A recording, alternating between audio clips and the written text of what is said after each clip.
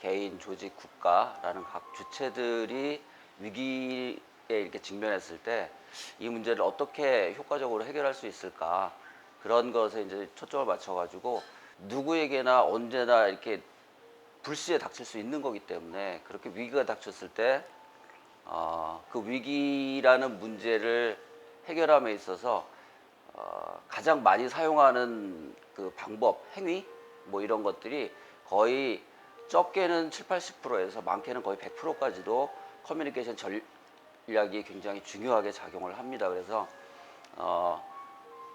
커뮤니케이션 전략을 어떻게 잘 수립해서 적용하느냐에 따라서 위기를 극복할 수도 있고, 위기를 극복하기 위해서 했던 그 커뮤니케이션 전략이 도리어 위기를 더욱 다른 위기로 조장시키는 그런 효과를, 부정적인 효과를 발생시키기도 해요. 그리고 또 어떤 경우는 전략을 수행했더니 위기를 극복하는 것뿐만이 아니고 위기가 기회로 전환돼서 훨씬 더 좋은 어떤 그런 결과를 만들어내고, 궁극적으로는 각 주체가 가진 어떤 명성을 더 증대시키는 어떤 그런 효과를 가져온다, 이렇게 이제 생각을 합니다. 그래서 좀 더 효과적이고 능동적으로 위기를 극복하고, 또 한편으로는 위기를 기회로 전환할 수 있는 그런 그 방법을 공유하기 위해서 기획을 하게 됐습니다. 그래서 가장 임팩트 있다라는 걸 하나 꼽으라면 미국의 존슨앤존슨이라는 회사가 있습니다. 타이레놀이라는 그 진통제를 1982년도 9월 말부터 10월 중순까지 한 2주가량 문제가 발생을 했어요. 누군가 고의적으로 약 표면에 이제 청산가리가 묻어서 그걸 먹고 그걸 음용한 이제 시카고 시민 7명이 사망을 합니다.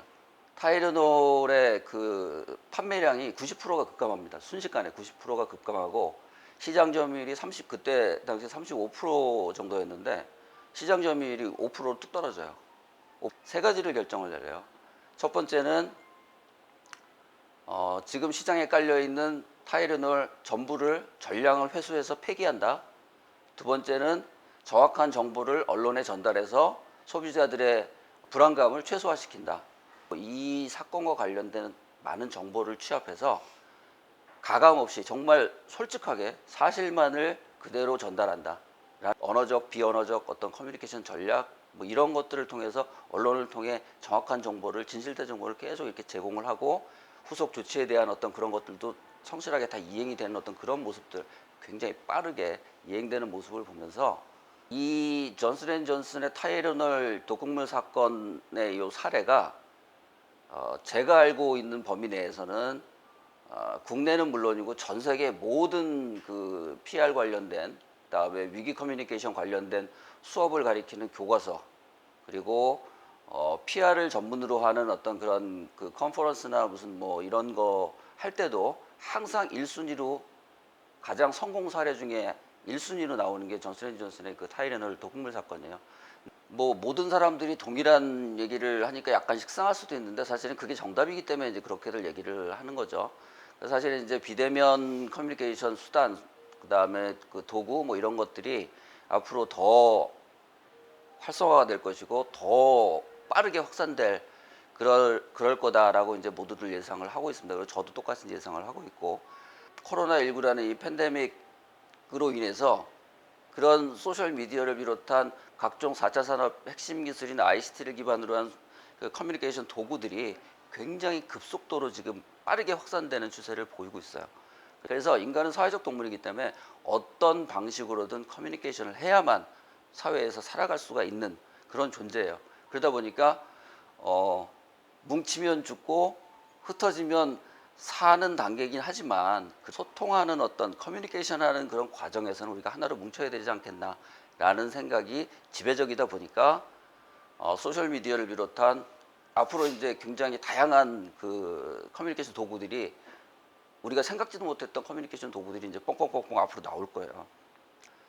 근데 이제 여기서 맹점이 뭐냐면 기술 수용의 격차라는 게 있어요. 기술 수용 격차. 그걸 디지털 디바이드 뭐 이렇게들 얘기를 하는데, 경제력의 불평등으로 인해서 기술 수용의 격차가 훨씬 더 많이 벌어지게 돼요. 이게 처음에는 조금은 불편함으로 느껴졌다가 불편함이 불평등으로 느껴지고 그 불평등이 불만으로 이어집니다. 그리고 그 불만이 어느 순간에 사회에 대한 불신으로 작용을 하게 돼요. 사회적인 문제로 장기간 코로나 팬데믹 끝나고 난 다음에도 굉장히 장기간 사회 내에서 굉장히 심각한 사회 문제로 대두될 확률이 굉장히 커집니다. 일부의 사장이 있습니다. 일부 사장이 타이틀이 위기 대응은 타이밍이 생명이다. 메시지를 전달을 할 때 가장 먼저 고려해야 될 사항 5가지를 제가 이제 언급을 했어요. 첫 번째가 커뮤니케이션, 두 번째가 컨테인먼트, 한국말로 바꾸면 뭐 이렇게 그 봉쇄, 세 번째는 인포메이션, 그다음에 네 번째가 그 심퍼시, 그러니까 뭐 애도 뭐 이런 거, 마지막에 리스폰시빌리티예요. 책임감. 커뮤니케이션이 굉장히 중요하다. 왜? 진정성을 가지고 진실된 정보를 바탕으로 해서 진정성을 거기다가 실어서 전달을 해야만 위기를 효과적으로 극복할 수 있는 시대가 됐다.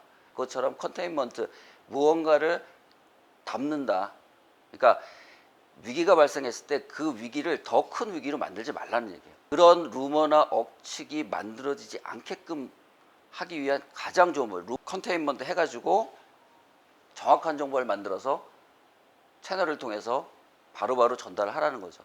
제일 중요한 건 제일 상위에 와야 될 건 뭐냐면 심파티예요. 애도. 그 책임감은 뭐냐면 이 위기 상황으로 발생한 이 문제에 내가 얼마나 관여가 되어 있는지를 먼저 설명을 해야 돼요. 그리고 두 번째가 이 위기를 통해서 발생한 피해를 어떻게 해결할 건지 구체적인 로드맵을 제시해야 되고, 다음에는 이런 문제가 발생하지 않도록 우리가 어떤 방안을 만들 것이다 라는 거를 책임감을 바탕으로 해서 대중들에게 전달을 하는 게 가장 중요하다. 그래서 커뮤니케이션, 컨테인먼트, 그다음에 인포메이션, 심퍼시, 그다음에 리스폰시빌리티, 요 5가지가 어떻게 보면 크라이시스 커뮤니케이션 상황에서 메시지를 전달함에 있어서 가장 중요한 5가지 요소다. 그러니까 위기가 닥쳤을 때 2가지인데, 하나는 이제 위기를 선도해라 라는 거 하나, 그다음에 두 번째는 위기를 대응할 수 있게끔 준비를 해라. 위기를 관리하려고 하지 말고 선도해라 라는 얘기는 뭐냐면, 메시지를 전달하는 걸 통해서 그 상대의 인식을 변화시키는 게 핵심 포인트거든요. 그래서 그 변화를 시키는데 그 변화의 한 중간에 뭐가 있어야 되냐면 진정성, 그 주체가 가지고 있는 가치, 그 다음에 그 가치가 가지고 있는 그 뭐 진정성 뭐 이런 것들이 명확하게 그 대상에게 전달이 될 수 있게 그렇게 해야 돼요. 그러려면 관리를 하면 안 되고 위기 자체를 선도하는 어떤 그런 모습을 보여야 된다라는 거 하나. 두 번째가 대비해서 준비를 해라라는 건데, 요걸 이제 그 다른 말로 하면, 책에 나온 그 표현 그대로 하면 위기를 대응할 수 있는 근육을 키워라.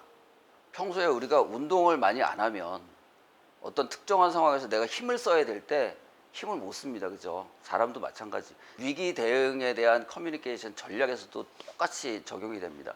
그러니까 내가 준비하고 저걸 하지 않으면 위기가 정말로 발생했을 때 혼란과 혼동과 당혹감이 동시에 한꺼번에 확 밀려옵니다. 그렇게 되면 어떻게 뭐 이성적인 대처를 할 수가 없게 돼요.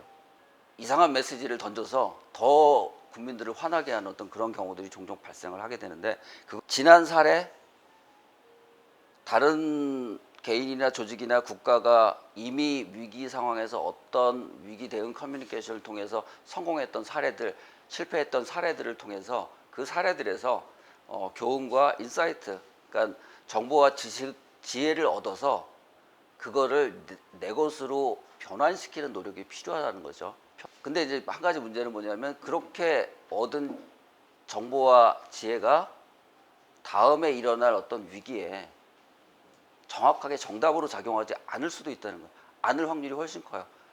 그럼에도 불구하고 그런 준비를 한 개인이나 조직이나 국가하고 그렇지 않은 주체하고는 위기가 발생했을 때 그걸 대응하는 어떤 이성적인 자세, 체계적인 자세 이런 것들이 완전히 달라집니다. 위기가 다가오기 전에 근육을 대응할 수 있는 근육을 충분히 많이 만들어 놔라. 그러면 어떤 근육이 언제 어떻게 쓰여질지 모르기 때문에 가능하면 다양한 근육을 키워놓으면 위기가 닥쳤을 때 최소한 당혹감과 당황스러움을 최소화할 수 있다는 거죠. 이성적이고 체계적인 대응이 보다 쉬워질 수 있다라고 이제 얘기를 할 수 있겠습니다.